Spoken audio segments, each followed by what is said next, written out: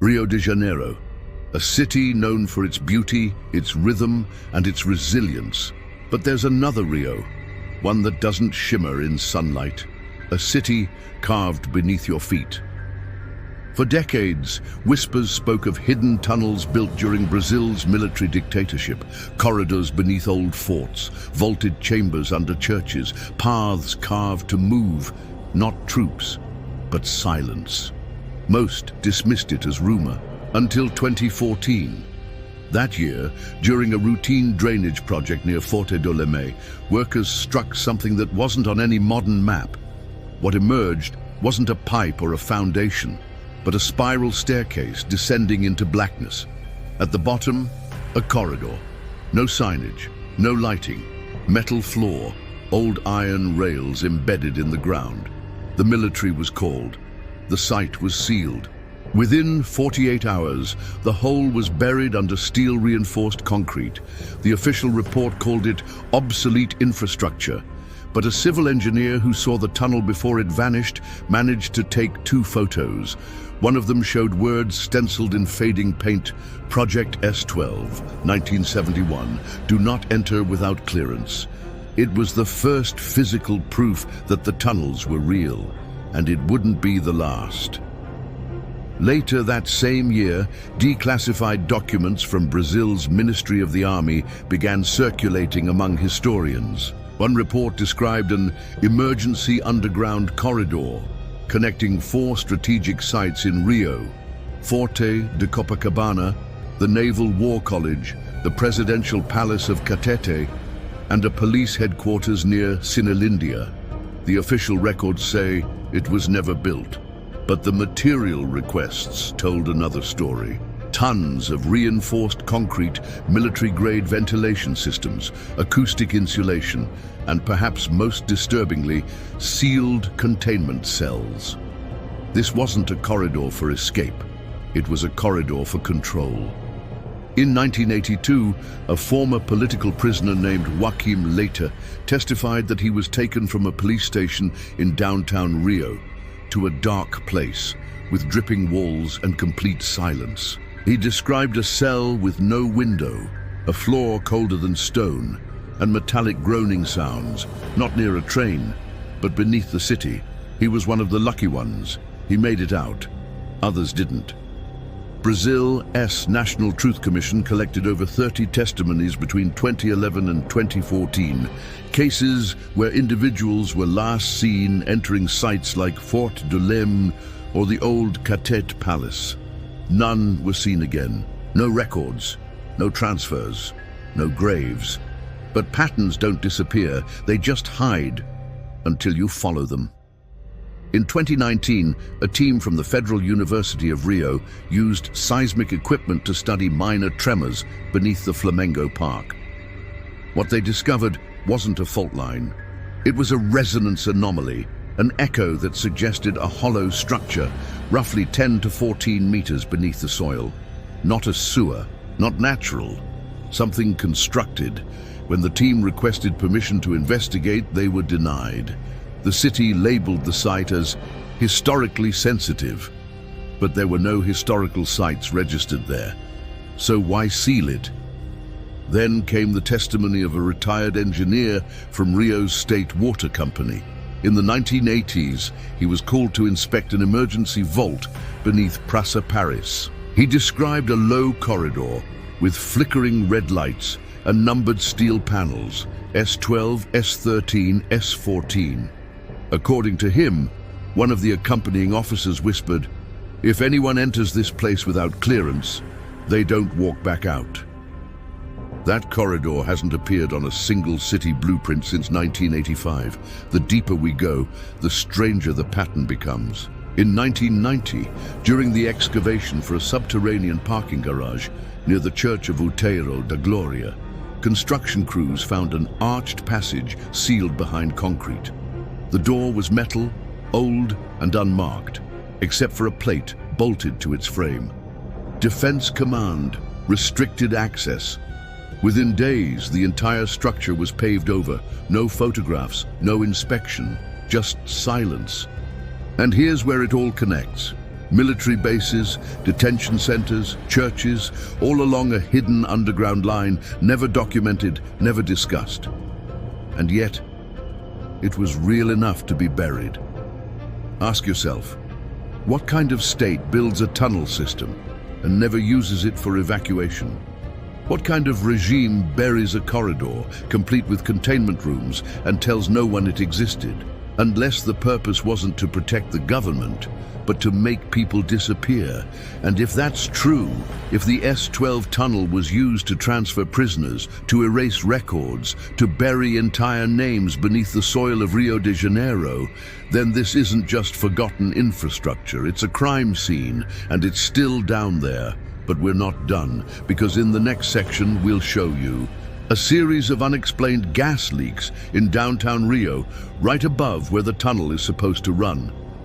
The sealed vault discovered beneath Praça Paris, and the satellite image that was quietly edited out of Google Earth.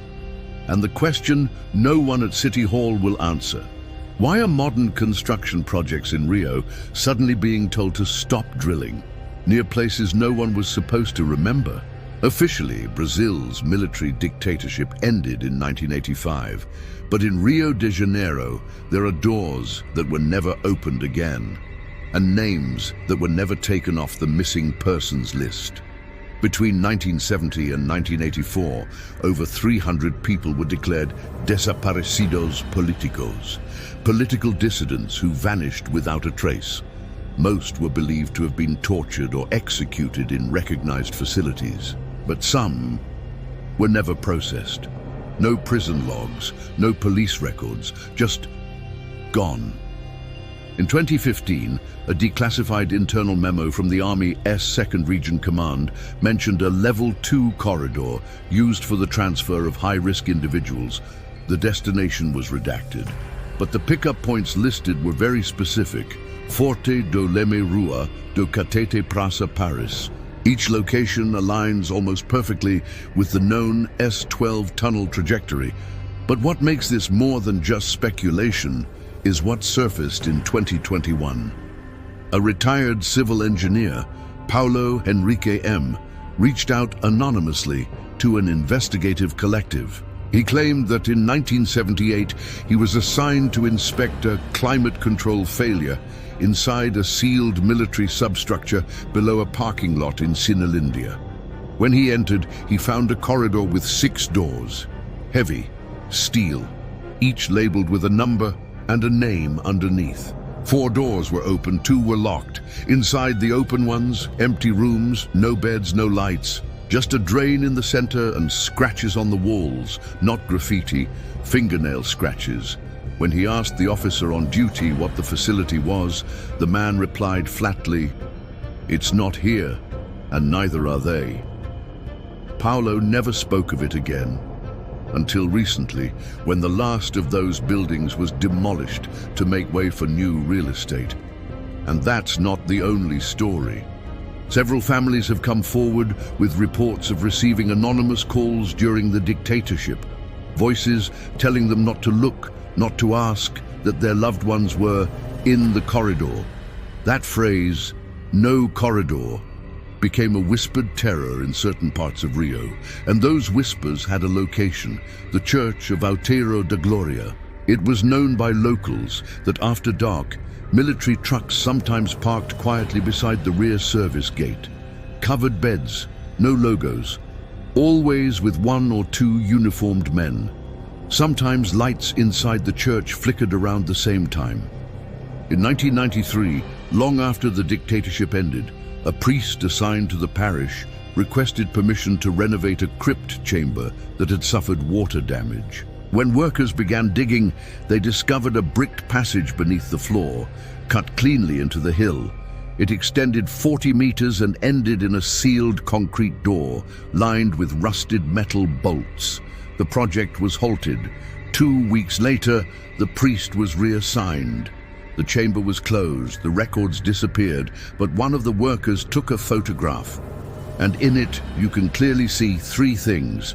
A military-grade ventilation duct, still intact. a symbol stenciled onto the wall, S13, a dried black stain running from the base of the door toward the crypt. Now let's talk about air. In 2018, an environmental monitoring firm working on a real estate project in Gloria ran a subsurface gas test. What they found shocked them. Elevated CO2 levels far above typical urban decay, a strong metallic odor, subtle pressure fluctuations consistent with their words, slow intermittent air displacement. In other words, something underground was breathing. The report was suppressed. Their contract was terminated. The findings were never published, but 2 employees leaked the internal graphs, and one of them wrote, "There's something sealed down there, but it's not airtight." So what do we have? A military blueprint for a corridor system that doesn't exist, evidence of transport and torture sites with no surface structures, consistent naming S12, S13, and missing persons associated with them, physical remnants, doors, symbols, airflow and surveillance shutdowns, and a city still afraid to drill into its own foundations. Because if what's beneath Rio was designed not just to move people, but to erase them, then some of those systems may still be operational. And maybe, just maybe, they're not entirely empty. In the next section, we'll go deeper.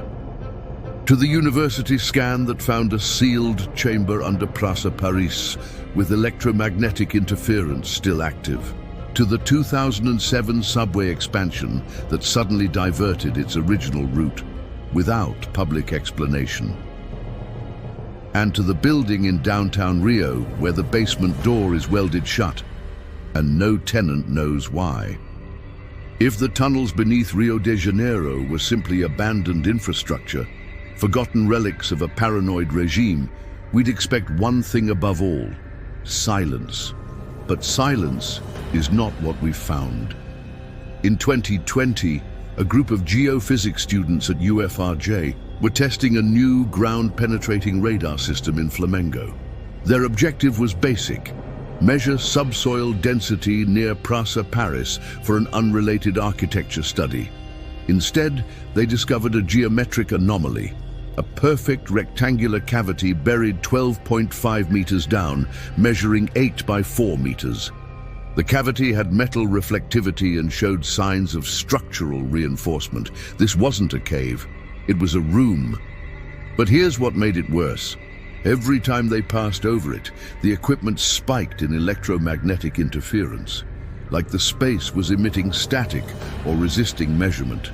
They ran the scan 3 times. Same result.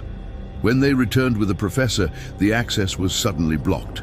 A municipal construction team had fenced off the area. Sewage maintenance, the sign said. But there had been no maintenance scheduled, and no one from sanitation services filed a report. To this day, that underground room has never been explained. Now, let's rewind a bit. In 2007, Rio's metro system was slated for an expansion toward the city center. The proposed Line 3 would have run directly beneath Praça Paris, cutting across territory historically linked to the S12 corridor. But 2 months before the tunnel boring was to begin, the route changed. No reason was ever given to the public. Internal emails later leaked showed concerns about unexpected subsurface features and legacy security risks. Legacy, security, risks. That's not how planners talk about pipes or rocks. Meanwhile, in a building just 400 meters from the park, something stranger still was reported. A group of office tenants began to complain of headaches, nausea, and strange noises coming from the basement at night, even though no one was allowed access. The building's oldest tenant, a retired government accountant, told a journalist, "The basement hasn't been open since '89. It was welded shut. They said it was unsafe. But sometimes at night, you can hear something down there, like metal bending, and then nothing." In 2022, a building manager was caught on video entering the welded basement with 2 unidentified men. They left after 15 minutes, visibly disturbed. One of them was seen vomiting outside the service exit. No official comment was made. But a week later, the building was quietly sold to a private entity. The basement was sealed with concrete, and all footage from that week's security archive was deleted. What's inside? That's the question no one will answer. But here's a theory from a former military engineer who agreed to speak under anonymity. He claims that the S-12 corridor system was never just for moving prisoners. It was a distributed architecture, a network of linked containment cells and command nodes, small rooms beneath multiple points in the city, each one equipped with air handling, power backups, and manual override locks. The purpose? He called it a black channel, a place where people could disappear without ever surfacing in custody. No name, no transfer, no death certificate. And he added something else. Some doors weren't just sealed, they were fused, no bolts, no hinges, as if someone wanted the inside to never get out. Let's sit with that for a moment. What kind of regime doesn't just hide people, but hides rooms with no documented access? What kind of corridor is too dangerous to unseal 40 years later? And why do so many independent ground scans show ongoing airflow in tunnels that supposedly collapsed? Something is still moving. In 2016, a drone equipped with magnetometers scanned beneath the Lapa arches, a known military corridor point. For 12 seconds, it detected a low-frequency pulse below the arches, not seismic, not mechanical, rhythmic, like a heartbeat. Then the signal vanished. The operator assumed equipment failure until he ran the data through a filter and found something chilling. The pulse was repeating every 22.8 seconds, just under the average breath rate of a resting human. Coincidence? Maybe. But pair that with the fact that recent excavations in the same area were stopped due to unexplained atmospheric disruptions in the tunnel shafts. Workers reported shortness of breath, sudden nosebleeds, and feeling watched. One even passed out after touching a sealed metal door with the faded letters S14. All recovered, none returned. Now let's connect the final dots. Military tunnels that never appeared on maps. Chambers buried with concrete, still showing airflow, pulse signals, radiation spikes, rooms that breathe. And a regime that trained its officers to say, "This isn't here, you weren't here, this never happened." But what if something still is here? And what if it was never meant to be woken up? Rio de Janeiro is built on stone, but beneath the stone there is metal, and beneath the metal there are questions no one dares to answer. We've seen the documents, we've followed the air patterns, we've traced the pulse that shouldn't exist, but there's something else. In 2023, a group of independent researchers leaked a composite map stitched together from declassified military planning documents, ground-penetrating scans, and urban infrastructure blueprints. The result was staggering. A full schematic of what may be the largest undocumented underground system in Brazil. Not just tunnels, chambers, vaults, intersections. The map links 7 known military installations, 5 churches, 3 major political buildings, and at least 4 locations where multiple people vanished during the dictatorship, all along one subterranean grid. And at the center, Praça Paris, the same area with the sealed anomaly, the same area where no one is allowed to drill. And what's worse, the map includes one site labeled No Cego, the blind knot. It has no entry point, no surface structure, but everything around it is reinforced. What is it? A control center, a containment chamber, or something left behind that no one wants to disturb?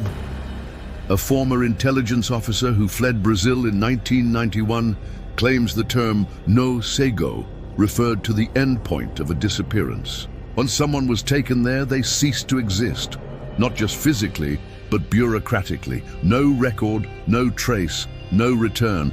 And here's where it turns from history to reality. In late 2023, a private company contracted to modernize fiber optic infrastructure in downtown Rio encountered a deep subsurface power signature, not linked to any grid. A surge, spiking every 20 minutes, precisely aligned with military-grade backup cycle intervals. Power, where there should be nothing. They filed a technical anomaly. 2 days later, their contract was revoked. And the corridor they found? Welded shut. No one talks, but someone watches. Because the few who know don't speak, and those who speak weren't supposed to know. But here's the final question. If the dictatorship ended, why do so many doors remain sealed? If these tunnels were just relics, why does electromagnetic interference spike near them? If this was all in the past, why is the ground beneath Rio still breathing? We are told that democracy returned in 1985, that transparency replaced fear, that the secrets died with the regime. But secrets don't die, they settle. And if you dig deep enough, they start to whisper. What we've uncovered is not just infrastructure, it's a system designed to disappear people, silence questions, and bury guilt. A system that might still be waiting to be reactivated. So now we leave you with one final thought. What if Rio de Janeiro never truly escaped the dictatorship? What if it simply built a city on top of it? And what if some doors weren't sealed to keep us out, but to keep something else in?